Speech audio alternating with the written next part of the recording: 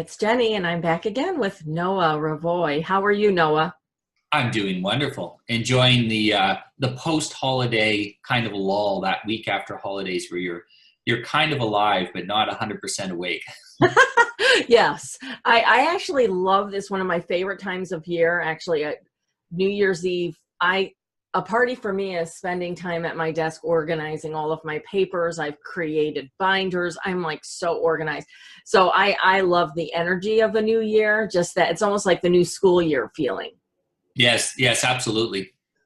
So anyway, we're going to continue talking. Last week, I think it was, or 2 weeks ago, we started talking about masculinity and then the attack on boys, which a lot of people are talking about now, thank God. And taking it one step further for in regards to fascinating womanhood, because, you know, my audience and a lot of the women you also work with are looking to find and attract masculine men. But nobody is, I honestly, last night had another woman say, teach me how to be a woman. Every time I hear it, it's still unbelievable that I'm told that. And this was a single woman. And so online, this is where people are meeting each other nowadays. That's just a fact. So online, what is the wrong things to do? What are women doing to attract the wrong kind of men? And then what can they do to attract those masculine men? So a lot of times women are going for quantity of attention over quality of attention. And a good-looking woman who puts a very simple, in fact, simpler profiles get more responses. Very simple profile and say, okay, Cupid, he might get 1,000 responses in 24 hours. Now, most of those are one word, hey, or what's up. They're basically trash responses. They're from men that don't know how to properly approach a woman, and that probably signals some deficiencies in those men. And some of my clients who have done that, they found that they're overwhelmed by the quantity of responses. If you have 1,000 responses, how do you find the dozen good men out of that? It's very, very difficult. And these women were posting very modestly. So some women will get even more. They will post pictures of themselves that are not modest, that are not feminine. They're more Sexual. Yeah, they're So sexual. a lot of what I do every day for the single women is teach them how to be demure and sensual without being overtly sexual and borderline pornographic, because Exactly. it's porn culture now. Exactly. And you get 1,000 responses. A lot of these, they're trying to find out if it's possible just to have sex with her.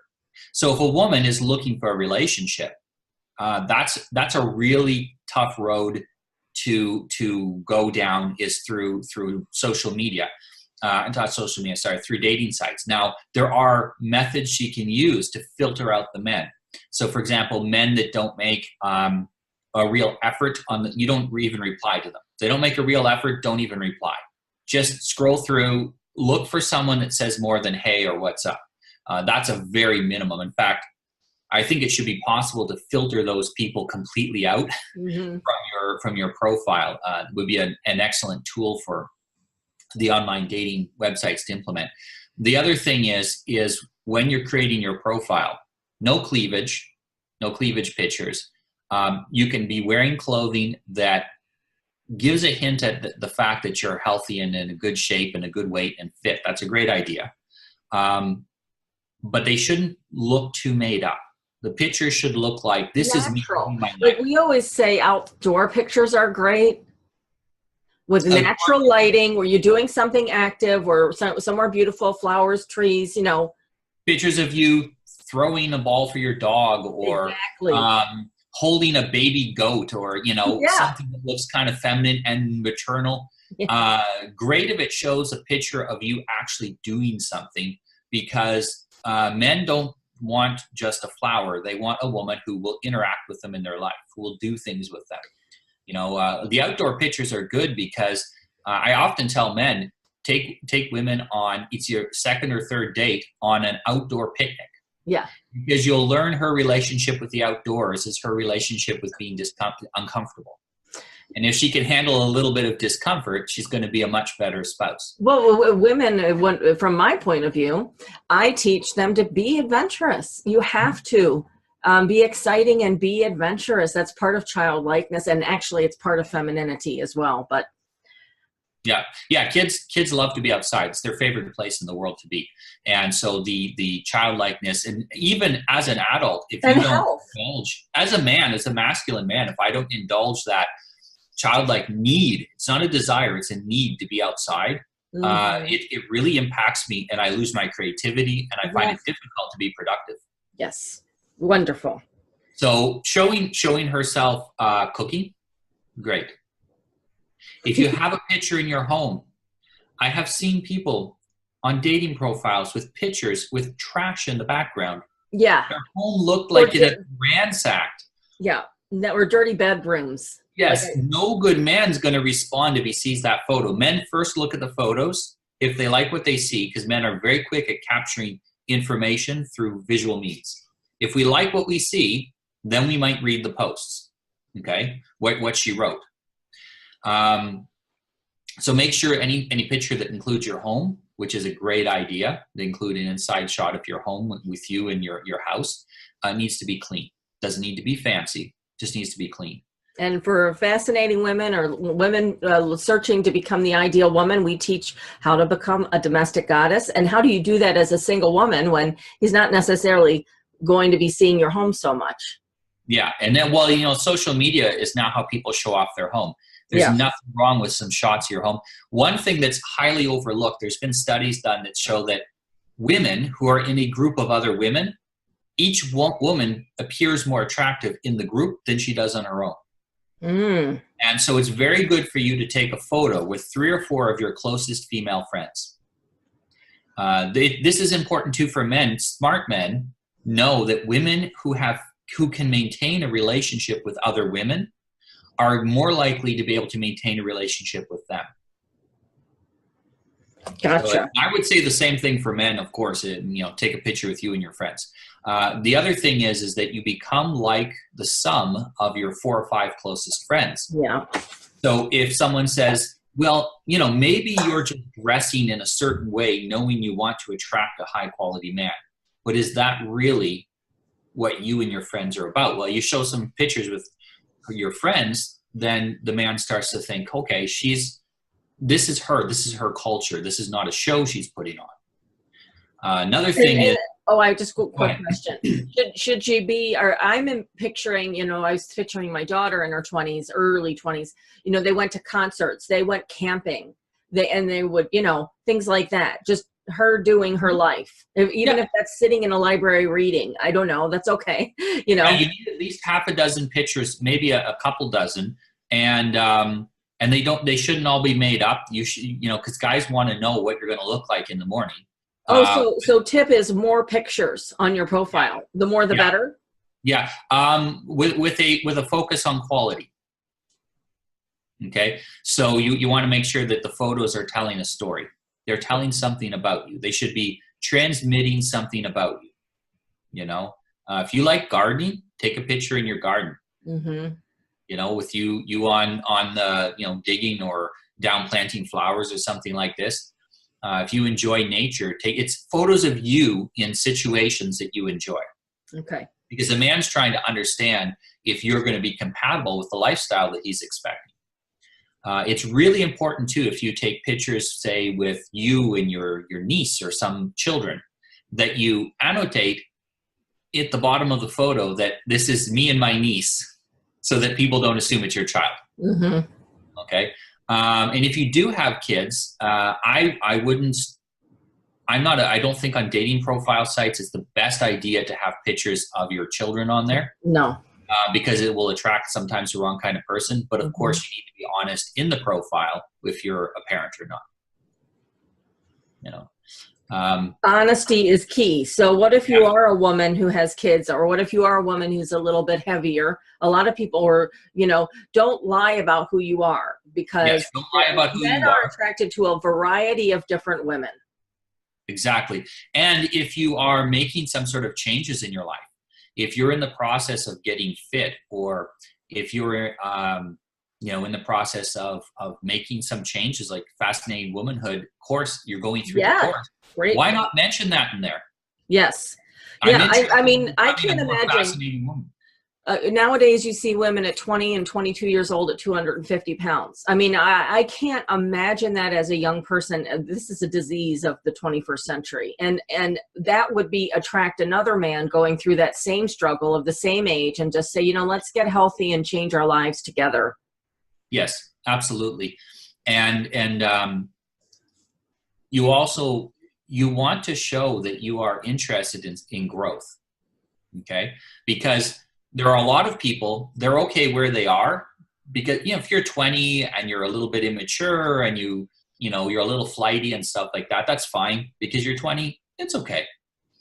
But you want to show that you're in the process of growth, you know? So I would highly suggest if you're taking, you know, one of the things that's good is take a picture of you reading a book you like or Yeah. or you in your home with your bookshelf behind. It's going to tell a lot about you.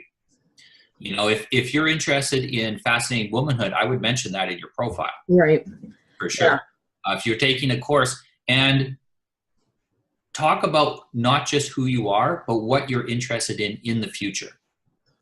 Yeah. So if you're talking to feminist women, Noah, who I see every day, who are going through my deprogramming class, basically, you know, maybe a mistake some women are making is displaying their feminism all over their profile and then wondering why they're not getting any hits or quality men. Yes, if any hint of feminism, and you don't have to even use the word. So if you are, if you're dressing in such a way that shows you don't respect femininity, because feminism does not respect femininity or masculinity. It doesn't respect gender roles. All right, let me tell, I just, sorry to interrupt, but there is a look of a feminist. Yes. You give me your view of what a feminist would look like, and I'll give you mine. There are basically three kinds of feminist looks. There is the androgynous look. There is the I'm trying to be as ugly as I can look. And there is the, which is probably the scariest one. The androgynous girls can often, with very little effort, change over to being truly feminine and beautiful. The ones trying to look ugly usually have something wrong inside that's blocking the ability.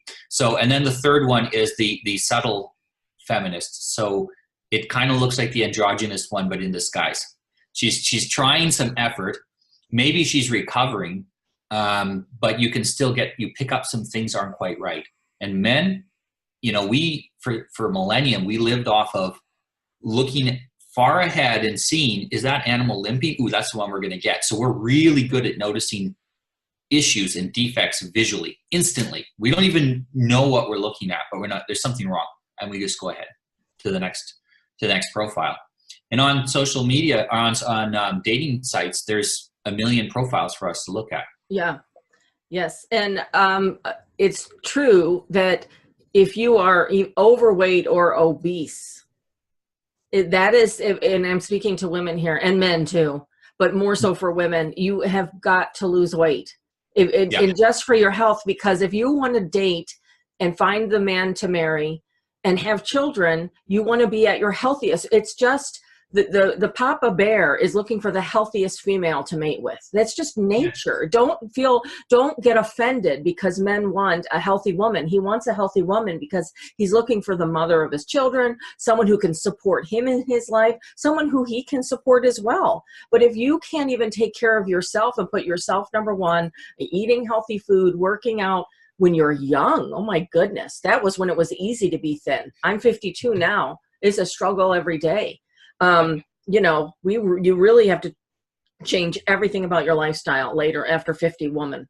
But it is interesting too that one of my clients, she posted into our group a great. I got to find that and post it in the he said she said she said she shared by the she shells. So it got to post it there, and it explained that roughly 80% of what a man judges on a woman's appearance is based on how physically fit she is. Yeah. Most of what's left is hair and skin. Yeah, hair is a big thing too, ladies. Yeah, It men has, are not nearly as concerned about your clothing as long as it's neat and feminine. They don't care if it's expensive or your shoes are expensive or your jewelry is nice. You can't put that stuff on a woman who's unhealthy and make a good appearance. right. So neat, clean, and feminine clothing. Hair, what would you say more men approve of than not? I would say, in general, you got to get a hairstyle that fits your face shape. This is the same for men too. Hairstyle that fits your face shape. If you have a slightly asymmetrical face, then an asymmetrical hairstyle will make it not as visible. And natural colors. And yeah, don't try to be anything you're not, because there's men that like brunettes, there's men that like blondes, there's men that like red. So And honestly, natural, most men like everything. yeah. They don't care about that too much. So hair, and why I'm so glad you said that, hair, because I've taught this, that the hairstyle must look natural and suit you. Clean, shiny, beautiful hair, natural colors. So, and to me, a feminist indicator is that the colored hair, or not just maybe a blue streak or something fun for an occasion, but they really, you just see it a lot. I don't know why, orange hair or purple hair. They look like they're wearing a Halloween costume all year long. And it's unnatural. Would that go into your category of ugly women? Like you had 3 categories. Yes. Yeah, that would be the androgynous women are often thin. The androgynous women often are thin and maybe have a slightly boyish body because they're sometimes too thin. They need to add a little curves. The ones trying to make themselves look unattractive, they're statistically, many of them have suffered from childhood trauma, and now they want to create a buffer between them and potential male attention. And so they're usually overweight. They usually have I was going to say, it's got to be weight. Yeah. Short, weird colored hair. Short. They wear ill-fitting clothes. And by being close to them, I've noticed there's sometimes some hygiene issues as well. Body odor. Yeah. Well, 100 years ago, we just say that's a crazy lady. You see a man on the street with an unkempt beard and stuff in his hair sitting on the corner of the street. We say that's a man with some problems, right? Yeah, right. But when we see a woman who's also unkempt and is not looking after her appearance, we say it's a feminist, because that tends to pull in people with a certain mindset. They get pulled towards feminism. I would love to see some pictures of your third category of subtle feminist. Yeah, so you'll see women that 90% everything is okay, and they will make some sort of a signal. So sometimes they're dressed okay. Okay, so sometimes they have a feminine haircut, and they'll be in good shape, but they will wear something like I hate to even say one of those pussy hats, those pink hats. Yes. Oh yeah. They'll have some accessory that shouts out, "Hi, I'm a feminist." Yeah. And it's often very, very subtle. So let's talk about that, like the categories that, that would be, maybe vegan. Yes. I'm sorry to say that. But like super into, nature loving Wiccan kind of stuff.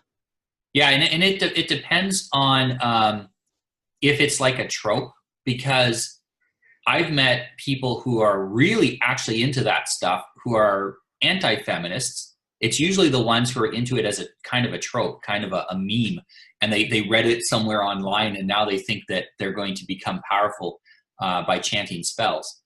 And those kind of people, it's very similar to the idea of feminism. See, with feminism, you get power by yelling at men and calling them misogynists.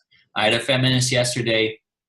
Her opening line in the conversation was criticisms of my penis. Yeah, that's what they always criticize your looks in some way too. Yeah, and they seem to be obsessed with certain topics, and it's very, very quick. There's no argument. There's what we call rally shaming and shaming, rallying, and it's a couple others I forget. Which to me is so sad, because I just want to have a discussion. I want to learn too. And just because you're a fascinating woman. They're not fascinating. Right. And because they're not fascinating, they're grumpy about that. They're upset that they weren't able to be sufficiently fascinating to attract attention. Not necessarily that they want a man, they just want attention. That they weren't able to get enough attention, and so they're trying a different tactic. Yeah, well, I think too, it's so bizarre to me because it's like, give me attention, but I'm going to make myself look as ugly and masculine as I possibly can, and then get mad at you because you're not attracted to me. Well, what happens to when you have a child and the child really wants attention and he keeps trying to get attention and trying to get attention, and at a certain point, if they don't get it, they think, hey, maybe instead of being good, I'm going to act out, and by acting out, I'll get attention. It's negative attention they get, but they prefer negative attention to no attention. Most men, honestly, want to be left alone. Yeah. We only want to deal with the people we really like, and we want to be kind of left alone by society. Most women love attention. They really, really love attention. And that's nothing wrong with that. That's just the differences between the sexes. Mm-hmm. And if they can't get the healthy attention, they'll settle for the unhealthy attention, unfortunately. Well, and perhaps attracting the unhealthy men, having the unhealthy relationship, perpetuating the I don't deserve sort of self-sabotage that happens with women who aren't aware of the fact that most of us are codependent in some way. Everybody in the world should read a book on codependency. Even if you had a great upbringing, we've still developed dysfunctional ways of communicating and have zero self-awareness. Nobody can even take any kind of constructive criticism anymore. Well, I'm going to be launching this month a course for people called Reprogram Your Life. And in the course, I actually have you meditate by this kind of meditation. It's more of a Western style, not an Eastern. So you sit down and you just think about a certain topic until you've resolved it. Okay. Or until your time is up, and then you might have to try a couple of sessions to get to the right place. And it really has to start, in order to change your life, you have to start with understanding what your preconceived programming is. So whatever programming you got from your parents or was inherent in your upbringing, that's going to carry over into your adulthood. And very often we have unhealthy bits of programming that we pick up along the way. Mm-hmm. Sometimes from propaganda, sometimes from our parents, and sometimes from, there is definitely a correlation between women taking certain types of university courses. Oh, yeah. Out with and high school courses. High school courses now teaching, God knows. Yeah, they wanted to move it down to the high school to make sure the indoctrination was young enough. That's what happened in my family.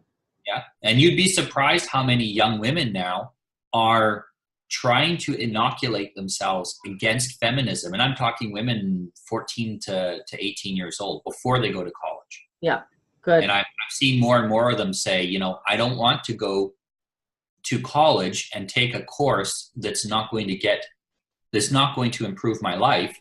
And right now I just want to get married and have kids. There's a lot of younger women doing that. If I'm at the gym, I don't have a ring, so you can't see that I'm married. And I've had young women in their teenage years come up to me and want to start talking to me and kind of hitting on me in the gym. And they don't, I'm 40 now. They don't realize I'm that old. And when I talk to them, I say, well, I'm married, but also I'm a lot older than you. They say, oh, that's okay. They don't mind a man who's 10 years older than them, or even 15. I think that's always a good dynamic, actually. Exactly, because they're very you'd be surprised how many young women are very interested in getting married out of high school, having kids in their very early 20s. That's nature, because that's when you want it. You should do it. I had the strongest maternal urge at 18. Of course, had to go to college. But what happened right after graduation with the guy who wasn't right for me, even though I'd been dating him for 2 years, got pregnant accidentally. Yeah. Oh, let's get married. I don't have to work. I can be a great wife, make a home, all the stuff that I've been dreaming about for 4 years in this university. And I loved school. It wasn't about not loving school. It was, but I'm so glad to hear that, actually. Yeah, it's coming. I'm noticing this more and more. And I still think that there are a lot of women out there who are lost, who are not hearing a message that there's another opportunity, another chance, another path they can go on. And the more that we talk about it, the easier it's going to get for them. Right. I want to, in your Reprogram Your Life class, when are you starting that? I'm going to launch it this month. I've written about 40% of the class in detail, and I have the rest of it just a skeletal outline. So where will they go to learn more about it? I'm going to launch it through, it'll be on my website, smv4k.com. Okay. Best thing to do is to follow me on Twitter. Okay. It's just Noah Revoy, I think, Noah or Noah J. Revoy. I can give you the links. We'll put it in the post, and you can put it in the post when you get it done. Okay. Yeah. Well, this was very interesting. Thank you. Real quick before we end, what are your maybe top 3 online dating services that you recommend to your clients? I think OkCupid is the very best one at the moment. The reason being is that there's a lot of people on there, so you have a good opportunity. And they have thousands and thousands of questions you can answer. And the more that you answer, the closer you can match up with people. And you especially need to answer the questions about ethics and the questions about your future lifestyle that you want, you know, family, kids, that kind of stuff. Answer those questions. And then the next most important thing is just ignore the men that don't make a real effort. If they don't make a sincere effort to go on a date with you, with they should. I tell men, don't say, hey, say, I really like you, your profile. I live not too far from you. Would you like to go on a date? Or I'd like to take you on a date next Saturday at this time at such and such a place. Well, women love that. Yeah. you just told her exactly what to do, and women love that. That shows, you know, to her right off the bat, well, he might make a great leader in my family. You know, you're not really actually thinking that, but you are. Yeah. Well, you're giving her an easy decision. It's a yes or a no or a later. She's got 3 options: yes, no, or could we do it the weekend after? Well, and if you make too many possibilities for women, it's very overwhelming. It is for men as well, but we think differently about possibilities. Women like to have only a couple of possibilities, and all of them are good. That's what they want. I like that. I like that. That's a good sales technique too. Yeah. Yes. Yes. All right. Noah, this is so great. I'm really excited. This topic morphed into something more than I thought it would. This is going to be very helpful for our single ladies out there. And even if you're a separated woman and trying to attract your husband back to you, Fascinating Womanhood is great for that as well. We work with a lot of women who are saving their marriages, and I know you do too. So thank you everybody for watching. Please like, comment, and share this video, which join the group He Said, She Said. That's a closed Facebook group, but you will post this video on your YouTube channel. I'll post it on mine, and share the love.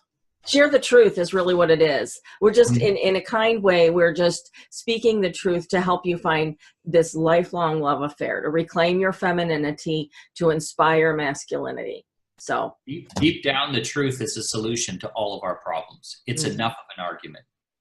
And it's so natural.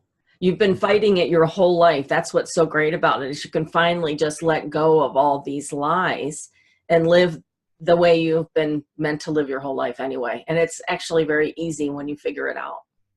Thank you so much, Jennifer. Thank you, Noah. Talk to you later. Bye-bye. Bye-bye.